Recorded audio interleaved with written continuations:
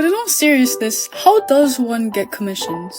It's one hell of a process, so as a Christmas gift, I'll be giving you guys tips on how to advertise your commissions as well as sharing my own commission experience over the past 2 years. I'll be happy to announce that my raffles are back on track. For the month of December through early January, there will be a raffle held soon, meaning that you can get free art as a Christmas gift. Join our Discord server for more information and to participate. But actually diving into commissions, I'm going to admit it is a very difficult process. Not only do you have to have an appealing art style, but you need to be popular, kinda, have multiple modes of payment, and affordable prices. This isn't a one-size-fits-all tutorial, and is mainly for people who are really young. I'm talking about beginner artist starting commissions. And this is going to be a very hard take, but if you are super young, have a stable life, there isn't really a need to worry about making commissions. I'd like to say that commissions are mainly for people who depend on it as a strong source of income or need it in a case of emergency. Not to mention, if you start really young, your art style most likely isn't going to be fully developed. Other than that, you don't need to worry about making money or burning yourself out at the age of 11. But if you do need a head start, I'll be happy to share my experience and what has worked for me. It all started a few years ago, I think 2022 or 23 when I first started advertising my commissions. I tried to get commissions by advertising a art style that was semi-realistic, had defined features, and was fully rendered. However, people were not buying it. Not to mention, I was only accepting Robux as a form of payment, and I was also very inexperienced. Around this time, I eventually gave in and started to do freebies, which is free art for others. I strongly believe that freebies are very important to a young entrepreneur's business. Not only do you practice and gain a consistent art style, but you also practice time management, test your TAT, which is turnaround time, and gain a ton of examples to use in your portfolio. So, if you're looking to eventually put yourself out there, you should totally begin with freebies. You might even gain a reputation in a small community server by interacting with them. Art trades is another type of freebies, but that does require 2 ways, so try it if you want. I eventually did get past making freebies and moved on to getting paid commissions. It was a hard transition because not only was my art style not wanted, but it was hard fishing in an overfished pond. So I needed to change my strategy. You see, I was in a specific Roblox Discord server during the silly Roblox art style craze. Wow, so retro slop. The art style was in popular demand. I quickly sketched up a quick style that was adjacent to many popular artists like silly.jpg, well, mainly silly, and sent out another wave of freebies to practice my art style and gain some examples. And oh my god, were there people asking me for so many freebies.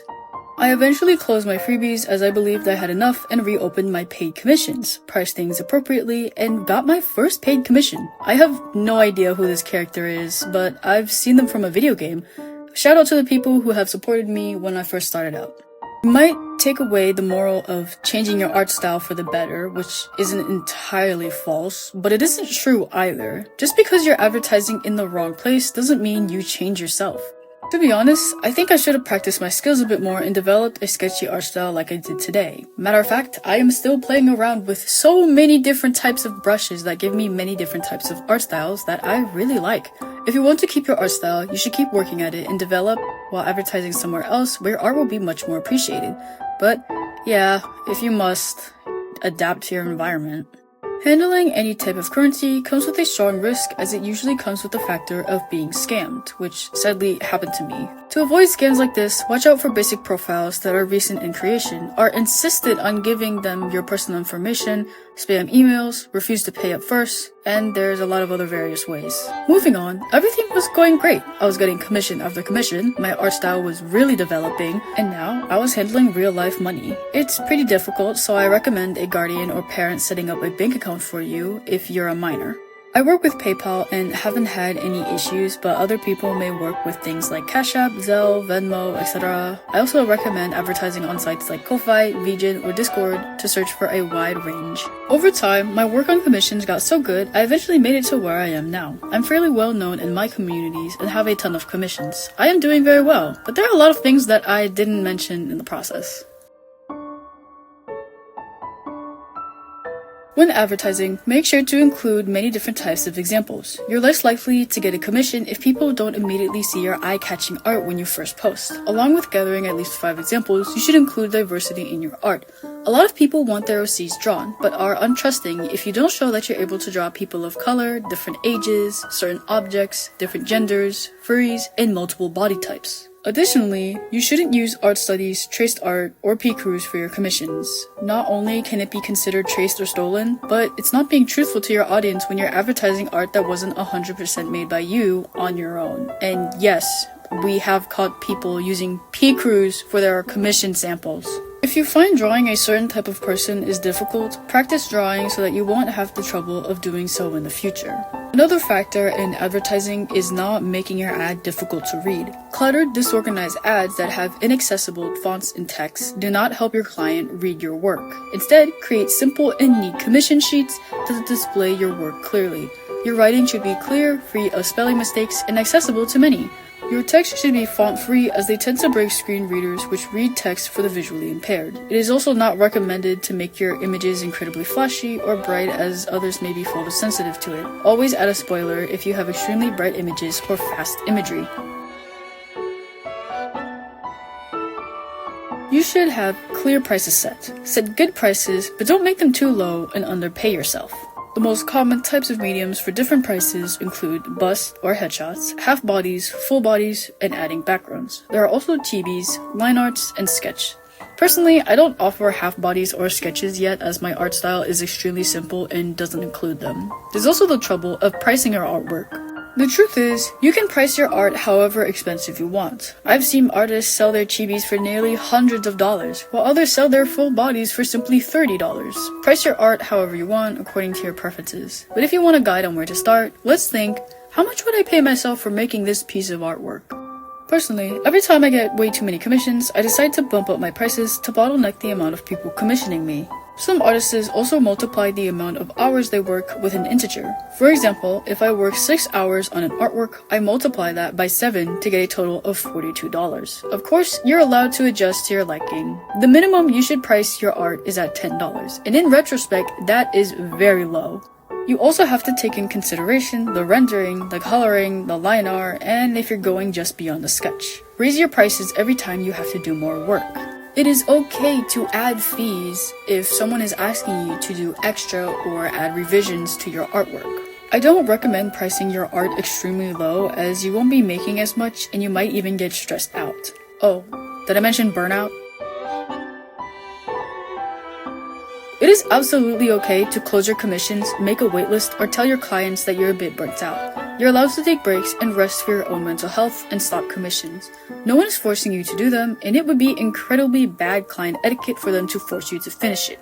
The only reason why a client would be concerned about you not finishing is if you dragged a commission for way longer than it should happen. Some commissions may take months or years to complete, which is okay, but if you're dragging a drawing on for like multiple months despite your turnaround time saying you'll get it done within 1 week, then they have every right to assume you scammed them or you're just an incompetent seller.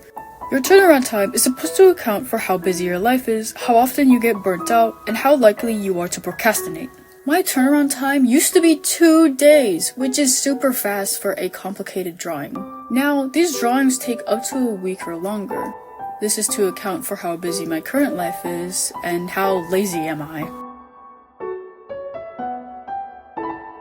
A TOS, Terms of Service, is crucial to your advertising. That long list of things you see when downloading an app, yeah, you need to have one too. Personally, I made my TOS years ago by copying an artist who has a very lengthy TOS. A Terms of Service includes everything a client needs to know before commissioning you, and if your client refuses the TOS or breaks it, you should immediately cancel the commission or take action against them. Examples of things included in Terms of Service are your TAT, refund policies, do's and don'ts, the exportation of the commissions, the currency the payment must be in, when you want to stop a commission, whether the client is allowed to edit your work, collaborating with other artists, streaming the artwork, NDA policies, rush fees, revision fees, and there are so much more. There are a lot of great artists out there that have TOSs online, and I highly recommend building your own off of a TOS that fits you best. You can update your TOS anytime, but just make sure your customers are aware of it when they try to commission you. I've seen things get incredibly messy when both parties never agree to a TOS. Now that we went over some important things, let's dive into some of the unknown or forgotten details of commissioning. One issue I faced when doing commissions was actually communication. I beg of you, if you're lazy, a bum, and you procrastinate like me, you set reminders to yourself that you are going to have to finish that commission before the deadline. Thankfully, I never scammed anyone, and if I did, I wouldn't let that slide. But yeah, definitely update your clients. Sites I recommend advertising your commissions on are Discord, VGen, TikTok, and Twitter. Twitter, along with Blue Sky, Instagram, and YouTube, only work if you're fairly popular, not to mention TikTok. But there is a chance that you will get more commissions if you're very involved in a community or fandom. Straw pages and cards are a great place to make your own portfolio. Card is the most professional one and has a limited range of what you're able to do. You can only host up to 3 websites and have up to 50 elements per page. Signing up for Card Pro allows users to do HTML, code, and so much more, and make their page look super pretty. Straw Page, however, is a lot more lenient. You can have a lot more websites, separate pages, add a lot more stuff to your custom websites. All you need to know is graphic design in order to make your page look super pretty. The sky is the limit. Going back to customer and artist interactions, make sure that your clients are not taking advantage of you, and you should stand up for yourself if they begin to get a little rude or they're overstepping your boundaries. There have been horrible stories out there about clients taking advantage and trying to underpay their artists, or just clearly stepping over boundaries, such as 18+ artists trying to commission minors to draw NSFW artwork, which should not be allowed, by the way. I have also seen a ton of other people attempt to get minors to draw things that have secret undertones to them, which is really messed up. And there's also the fact that some people will just befriend you for free art because they know that you're an artist and will give you free art. Clients should have proper etiquette when interacting with their artists because clearly you don't know who's the one that's literally giving you the art. Don't let a client underpay you, convince you to lower your prices, or break you down until they get something for free. That's simply not how commissions work. If they're poor, and they can't afford anything. But besides everything I just talked about so far, I think that's about it. When commissioning, you just need to have perseverance and patience. Don't be spammy, but constantly post your ad if you want to get commissions. You kind of have to fight for the spotlight of attention, but it is worth it in the end if you're going to get what you've been working for so long. If you wish to support a small content creator, you should totally join my server and subscribe to my channel. In the server, you can chat with others, share your artwork, participate in raffles and future events. Once again, we'll be having our winter raffles soon after this video is published. Happy holidays to whatever you guys celebrate. Christmas, Hanukkah, Kwanzaa, Yule. I hope you all have a great vacation, and thank you so much for watching. I hope you guys enjoy this video, and I hope to interact with my community more. I appreciate any support I get. I'll see you guys next month, and have an awesome Christmas.